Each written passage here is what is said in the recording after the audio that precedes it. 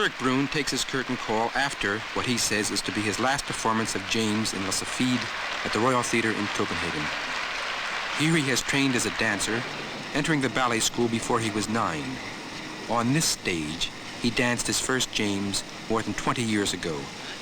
His personal development has made him one of the greatest ballet artists and stage personalities of our time. What has Erik Bruhn learned during these last 20 years? Well, in a way, a lot, and in another way, not at all anything. It sounds like modesty, but it isn't really. But you feel finally at this hour, like after 20 years, that if you knew, had known something maybe 10 years ago, what you know today, you would have time to go ahead, and suddenly you feel a certain hour has arrived. 20 years is a kind of a time to count in our life, and of course I've learned something, but somehow I feel I never really learned enough.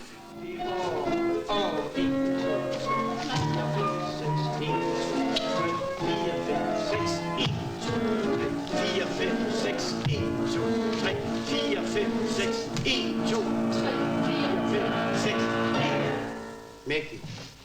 Anden gang må det gå så lidt hurtigere. 1, 2, 3. Ja, der. Så skal du vende med sådan armen lige der på 3.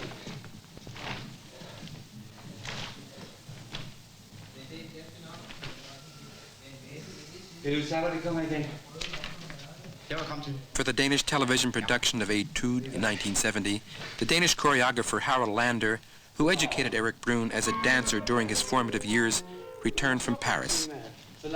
From the United States came Erik Bruhn and Tony Lander to join Danish ballet master Flemming Flint in the strongest trio which has ever danced in Etude.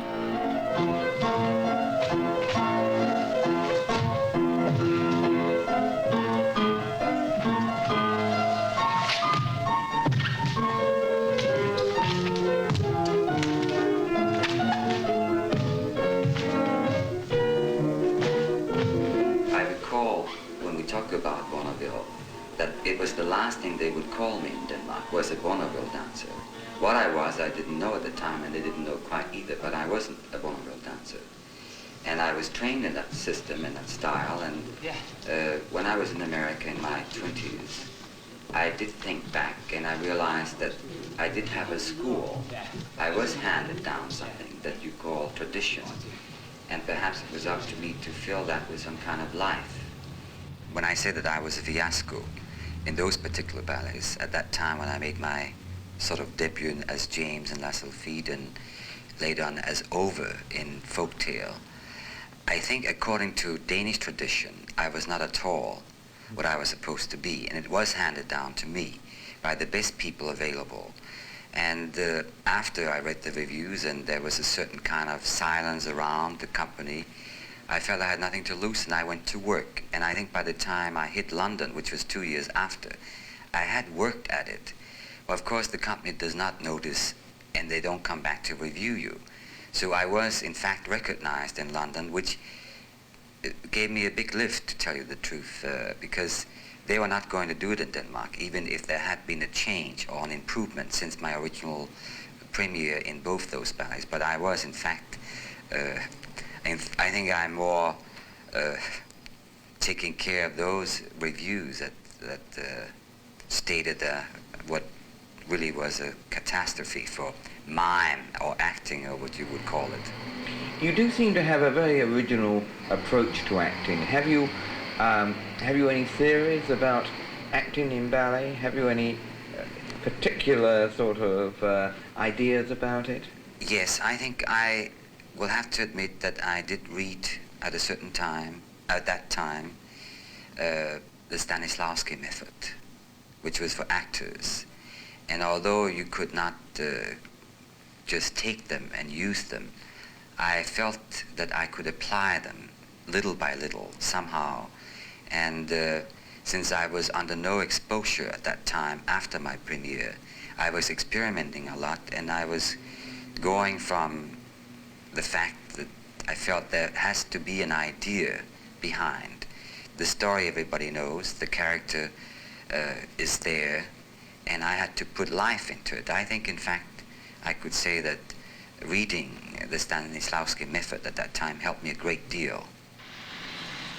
1966 was the year when both Copenhagen and Stockholm wanted Erik Bruhn as ballet master. Stockholm got him, and despite many obstacles, he has raised the Royal Swedish Ballet of Stockholm's opera to international standard and fame. I never wanted to become a director. I'm still wondering why I became one. I was asked on 2 or 3 occasions in Denmark during the last 10 years to become director of the Danish Ballet. I never really seriously considered becoming one, although I was thinking at the time maybe one day. I guess why I never accepted was I felt I knew them too well, and perhaps they knew me too well for me to make any difference as director. I was here in Stockholm 3 years ago, invited as a guest to dance with the Swedish Ballet. At the same time, I was invited to teach the company, which I like to do.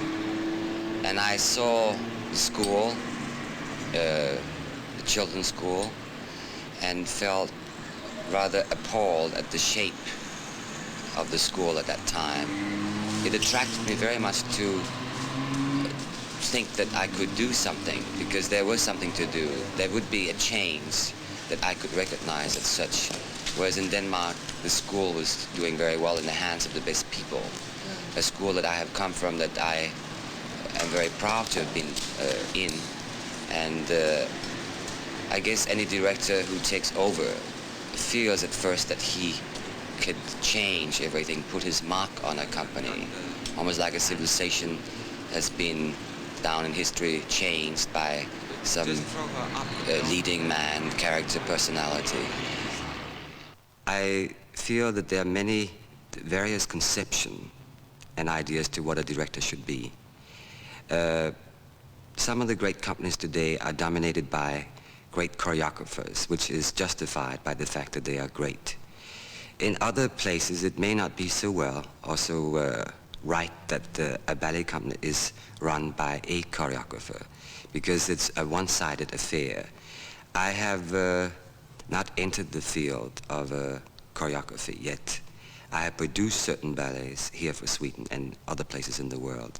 I have found it my duty and obligation as to how I saw it to be a director, to run a company, to give it as much variety in the classical repertory that is known to the world today, plus encourage young contemporary choreographers, even if they're not Swedish necessarily, but also from abroad. I have seen it as something very important to raise the standard of the dancing itself amongst the professional company. What I want to do with the company is a question that I would like certainly to think that in a year or so that we may be able to go abroad and be recognized amongst the big companies in the world today. It will take a lot of work and even specific planning to how much time we will devote to certain type of work, and foreigners that we will invite to join us here to enrich the repertoire in Sweden. I feel that there's so much talent here. It has perhaps been sleeping for some time, and if I can do anything, I would like to give it the kiss of life.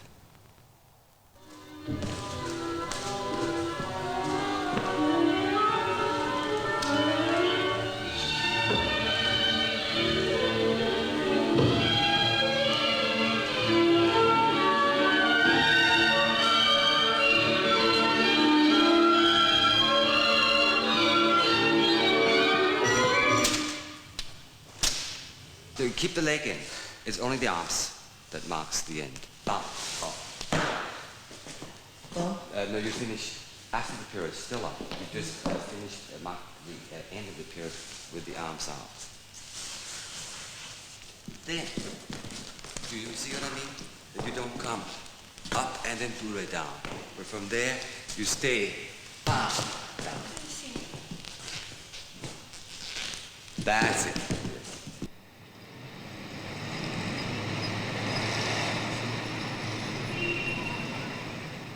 Stockholm can't keep Erik Bruhn totally to herself for her own ballet life. He is not a sedentary bird. His whole career has shown him to be migratory, getting new inspiration from changing environments. He is at home in New York today as when he first danced with the American Ballet Theater in 1949. Ballet schools and stages throughout the world is the home of dancer Erik Bruhn. This city, for instance, New York City, holds so many memories for me. I've spent more time here than any other place. And it has memories that I have forgotten for certain reasons. It gave me, in my formative years, some character that I will never forget. It's been, in a way, a very rough, tough time to spend a life in this country, but it has helped me a great deal to form the characters that today are considered like some of my princes or character roles. I don't really see any difference today in doing a role.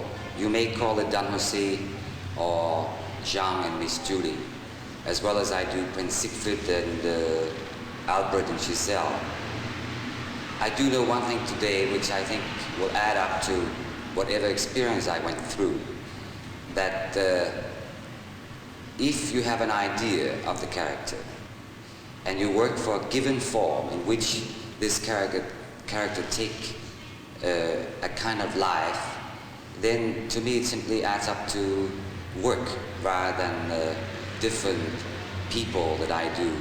Within these characters I put my life, and within this given form I feel a being which is myself too. And I think I could say that perhaps this city, New York City, has helped me more than any other place to become what I'm considered today, which includes what you put into a role. And of course there's a Prince Siegfried and Albert, which is like a prince, noble, elegance, and there's a Jean, vulgar, cheap. I use the same technique, I just changed the form. I act to these roles, and for me it's merely work to approach them rather than doing something completely different. For the audience perhaps, which is I would like to think, there is a difference because the form creates a different appearance, but me is there in it all the time. It was here in New York he first met the Italian Carla Fracci, with whom he has worked longer than with anyone else. They have become the perfect romantic couple in classics such as Giselle and La Safide, and their teamwork is admired by both audience and ballet dancers. I met Carla in '62 in New York, as a matter of fact. And at first it seemed right, but it didn't seem like anything unusual. This last year, something has happened, and I can only describe it in this way, that when things begin to feel like something quite natural is happening between two people on the stage, in spite of all the hard work that it involves, then something is happening. And I think this season that we're now having in New York, presently with the American Ballet Theater, has certainly proved that the thing that was about to happen with Carla has come into a state of being. For me, this is particularly a very happy situation because each performance that I do as of today is perhaps in a sense, or could be my last one. I don't think in terms of years like before. And on many occasions, years before, you realize that if you do have to work with people that you don't get on with the same way, something will happen maybe next year. This is not the situation for me today. So dancing with Carla Fracci today is something that I'm very grateful to have found and to have had happening to me today.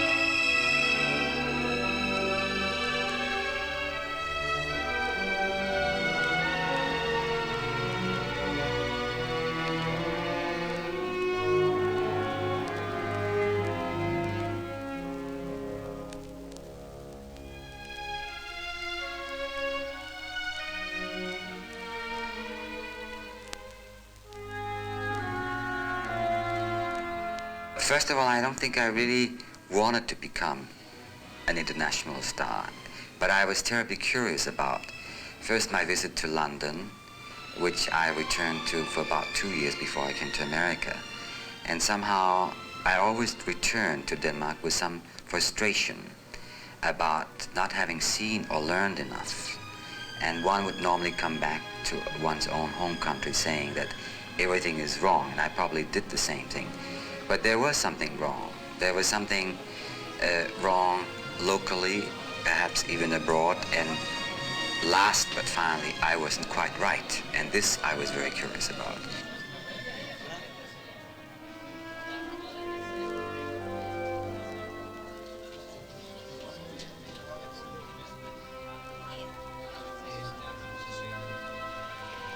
Erik Bruhn's artistic life started in Denmark. He has never stopped in his development.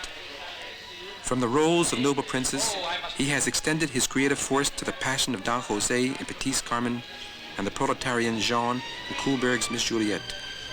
In this way, he has added to the Bournonville tradition of the Royal Danish Ballet, the tradition of acting in ballet, which was always one of the characteristics of Danish ballet art. Even if he didn't want to become an international star, he did, greater than any other Scandinavian dancer in the history of ballet. Let us leave Erik Bruhn here at the stage door of the Metropolitan Opera House in New York, surrounded by his audience.